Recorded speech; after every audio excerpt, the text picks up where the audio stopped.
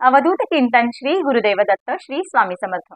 मी नीलम आपल्या स्वामी चॅनल मध्ये तुमचं मनापासून स्वागत करते। स्वामी महाराज तुमच्या मनातल्या सगळ्या चांगल्या इच्छा पूर्ण करू देत हीच आपल्या स्वामींचरणी प्रार्थना करते आणि व्हिडिओला सुरुवात करते। तर आता मला बऱ्याचशा कमेंट्स येत होत्या की ताई नोकरी धंद्यात काही यश मिळत नाहीये, नवीन नोकरी चांगली मिळत नाहीये, उद्योग धंद्यात काही तोटा होतोय, तर त्याच्यासाठी काही सेवा आहे का? कालच एका दादांनी मला पर्सनल मेसेज केला होता की ताई मला पोलीस भरतीत उतरायचंय, तर काही सेवा आहे का? त्याचबरोबर एका ताईंनी सुद्धा मला मेसेज केला होता की नोकरी संदर्भात जर काही सेवा असेल तर सांगाल का?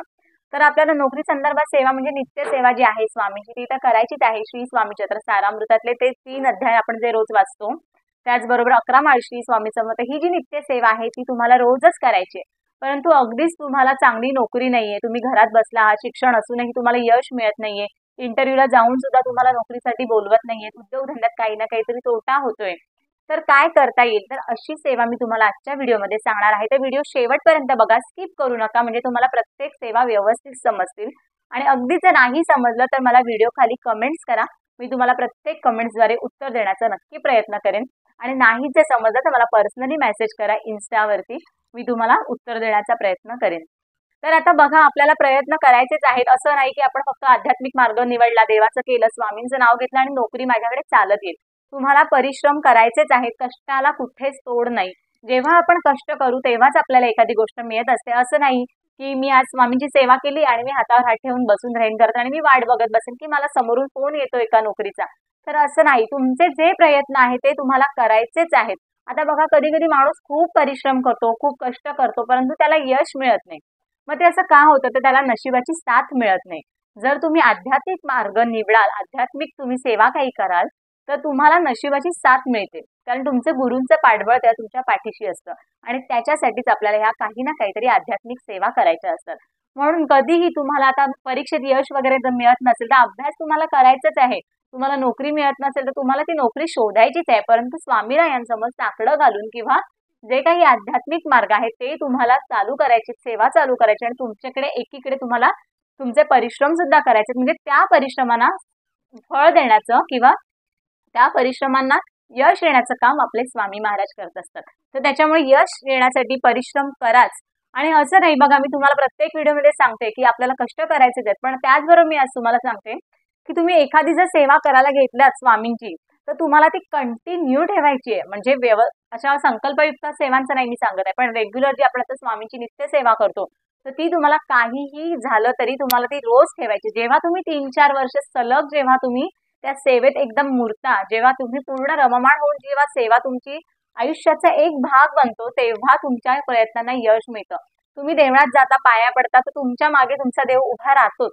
देव कधीच म्हणत नाही की माझं नाव घेत बस, तो तुमच्या मागे हमखास धावून येणार। परंतु जेव्हा तुम्ही एखादी आता स्वामींना जर गुरु मानताय तर त्यांची सेवा जर तुम्ही कायम कराल, अगदी वर्षानुवर्ष 4-5 वर्ष जेव्हा कराल, तेव्हा तुम्ही अगदी देवाच्या म्हणजे स्वामींच्या जवळ जाता, मनाने जाता आणि तेव्हा तुम्हाला प्रत्येक कामात यश मिळतं किंवा संकटांची झळ तुमच्यापर्यंत कमी पोहोचते। म्हणून जेव्हा कधी तुम्ही कोणतीही सेवा कराल तेव्हा ती कंटिन्यूस चालू ठेवा, भले त्याच्यात कितीही अडथळे येऊ दे, तुम्हाला कितीही कंटाळा येत असेल तरी सुद्धा आपल्याला सेवा कंटिन्यू ठेवायची आहे।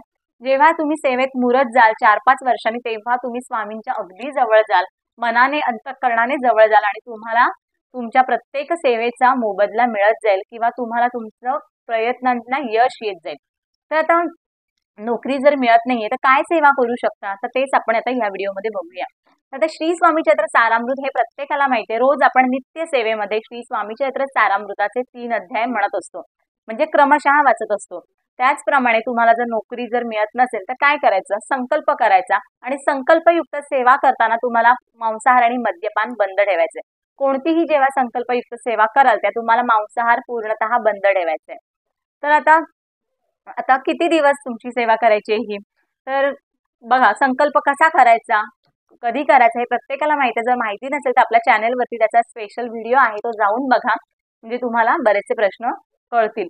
तर आता पहिल्याच दिवशी तुम्हाला संकल्प करायचा आणि श्री स्वामी चरित्र सारामृताचे 3 अध्याय वाचायचे। संकल्प करताना सर्व बोलायचं आणि इच्छा सांगायची तुमची, स्वामींना सांगायचं की मला नोकरी लवकरात लवकर लागू दे। नोकरी लागेपर्यंत तुम्हाला हे सारामृताचे जे अध्याय आहेत ते रोज वाचायचे।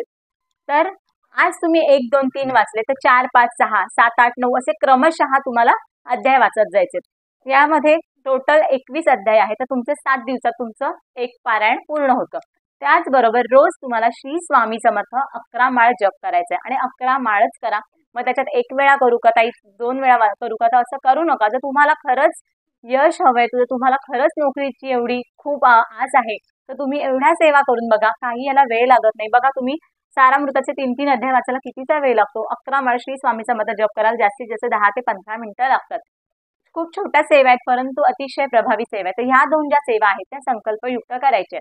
त्याचबरोबर संकल्पयुक्त सेवा काय करायची अजून, सगळ्यात पवित्र आणि सगळ्यात दत्तगुरूंचा आवडता ग्रंथ म्हणजे गुरुचरित्र.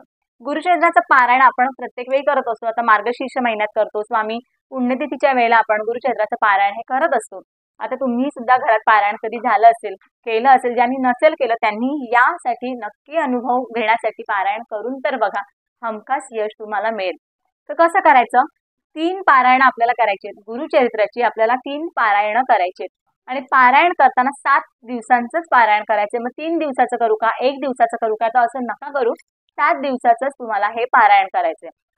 आता 3 पारायणांच्या वेळेला 3 वेळेला तुम्हाला वेगवेगळे संकल्प करायची गरज नाहीये. पहिल्यांदा तुम्ही पारायणाला बसताय तर तुम्ही फक्त पहिल्या दिवशी पारायणाच्या वेळेला संकल्प करा पहिल्याच पारायणाला आणि सांगा की मला चांगली नोकरी मिळत नाहीये, मला चांगली नोकरी लागू द्या आणि त्याच्यासाठी मी हे गुरुराया मी 3 तुमचे पारायण करणार आहे गुरुचरित्राची, तर ती माझ्याकडून व्यवस्थित घडून होऊ दे आणि माझी सेवा तुमच्याकडे लवकर पोहोचू दे आणि मला चांगली नोकरी भेटू दे.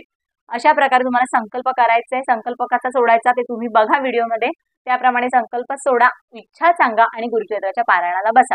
आता समजा फॉर एक्झाम्पल आज 1 तारीख आहे, तुम्ही आज जर गुरुचरित्राच्या पारायणाला बसला तर 7 तारखेला तुमचं एक पारायण पूर्ण होतं.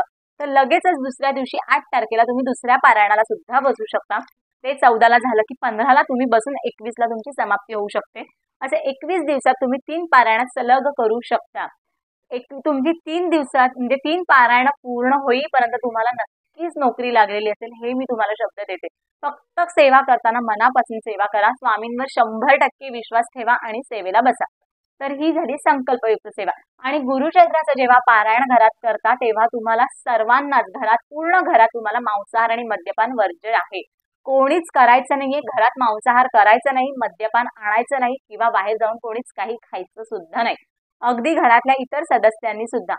पण स्वामीचरित्र सारामृताचं जर तुम्ही सारामृताचं पारायण करताय तर तुम्हाला तेव्हा फक्त जो सेवा करतो त्यानेच नाही खायचं, परंतु गुरुचरित्राच्या पारायणाला बसाल तेव्हा संपूर्ण घरात तुम्हाला हे शाकाहारीच ठेवायचं आहे. तर या झाल्या संकल्पयुक्त सेवा.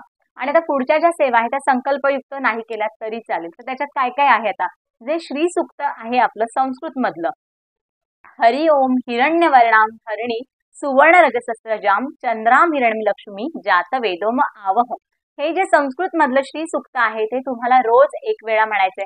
सकाळ संध्याकाळ कधीही म्हणू शकता. संस्कृत मधलंच म्हणा अतिशय चांगल्या रिझल्टसाठी. तर 1 वेळा श्री सूक्ताचं पठण करायचंय, 1 वेळा कालभैरवाष्टक म्हणायचं आहे, 1 वेळा व्यंकटेश स्तोत्र म्हणायचं आहे. व्यंकटेश स्तोत्र कुठलं म्हणायचं, तर मराठीतलं जे आहे ओम नमोची हेरंबा सकळादी तू प्रारंभा आठवणी तुझी स्वरूप शोभा, हे जे मराठीतलं व्यंकटेश स्तोत्र आहे तर ते तुम्हाला एकदा म्हणायचंय. आणि त्याचबरोबर नवग्रह स्तोत्र एकदा म्हणायचंय. ही सगळी स्तोत्र तुम्हाला श्री स्वामी समर्थ दिंडोरी प्रणीत स्तोत्र मंत्र विभाग म्हणून पुस्तक आहे, तर त्या पुस्तकात तुम्हाला हे मिळून जाईल. नसेल तर जवळच्या दिंडोरी प्रणीत सेवा केंद्रातून जा आणि ही पोथी घेऊन या. याच्यामध्ये सगळ्या प्रकारची स्तोत्र मंत्र दिलेली आहेत. जर दिंडोरी प्रणीत सेवा केंद्र नसेल तर मी एक दादांचा व्हिडिओ खाली नंबर देते, त्या दादांना तुम्ही व्हॉट्सअप करा, ते तुम्हाला ही पोथी घरपोच देऊ शकतात. आणि जर तेही नाही शक्य होत असेल तर सरळ YouTube किंवा गुगलला सर्च मारा, तुम्हाला सगळी स्तोत्र मिळतील. तर तुम्हाला ही सर्व स्तोत्र रोज एकदा म्हणायचे, कधीही म्हणू शकता, सकाळ संध्याकाळ तुम्हाला जसा वेळ मिळेल तसा म्हणू शकता. याला वेगळा संकल्प करायची गरज नाही. जेव्हा तुम्ही स्वामीचरित्र सारामृताचं जेव्हा संकल्प कराल तेव्हा तुम्ही बोललात की मला ही सुद्धा स्तोत्र करायची आहे तर तसंही बोललात तरी चालेल. आणि त्याचबरोबर आपल्याला एक सेवा करायची ती म्हणजे शनिवारची हनुमान बाप्पाची, मारुती रायाची. आता ही सेवा काय करायची, तर मारुती रायाचा मानसन्मान आपल्याला करायचा आहे. मानसन्मान म्हणजे काय, तर आपल्याला दर शनिवारी स्त्री पुरुष कोणीही असू दे आपल्याला मारुतीच्या देवळात जायचंय शनिवारी आणि मारुतीला हार चढवायचा, खडीसाखरेचा नैवेद्य दाखवायचा आणि नारळ ठेवायचा. तर एवढीच सेवा आहे बघा, हार खडीसाखर आणि नारळ एवढीच सेवा, म्हणजे एवढंच आपल्याला शनिवारी मारुतीच्या देवळात जाऊन अर्पण करायचंय. तर ही एवढीच सेवा तुम्हाला नोकरी धंद्यात यश यावं, चांगली नोकरी लागावी, नोकरीत बढती मिळावी किंवा नोकरीत अजून तुम्हाला जर पुढचं काही अजून तुम्हाला करायचं असेल तर त्याच्यात म्हणजे काही असं तुम्हाला यश मिळावं यासाठी ही सेवा आहे. ही सेवा तुम्ही मनापासून करा. त्याचबरोबर तुम्हाला प्रयत्न सुद्धा करायचे, प्रयत्न सोडून चालणार नाही. त्यांना यश येण्यासाठी तुम्हाला ही सेवा करायची. तर ही सेवा तुम्ही अवश्य करून बघा. तुम्हाला नक्कीच यश मिळेल. तुमची ही सेवा पूर्ण व्हायच्या आत तुम्हाला नोकरी मिळेल. फक्त सेवा मनापासून करा. स्वामी महाराजांवर पूर्ण विश्वास ठेवा आणि बाकी तर आपल्याला प्रयत्न करायचे.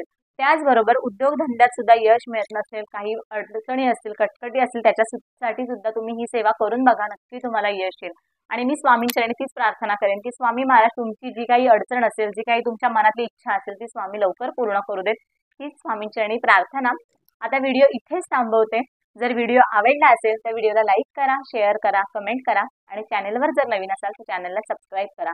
पुन्हा भेटूया अशाच एका छानशा विषयावरती, छानशा सेवेवरती किंवा स्वामींच्या छानशा अनुभवांतर्गत. तोपर्यंत धन्यवाद. श्री स्वामी समर्थ.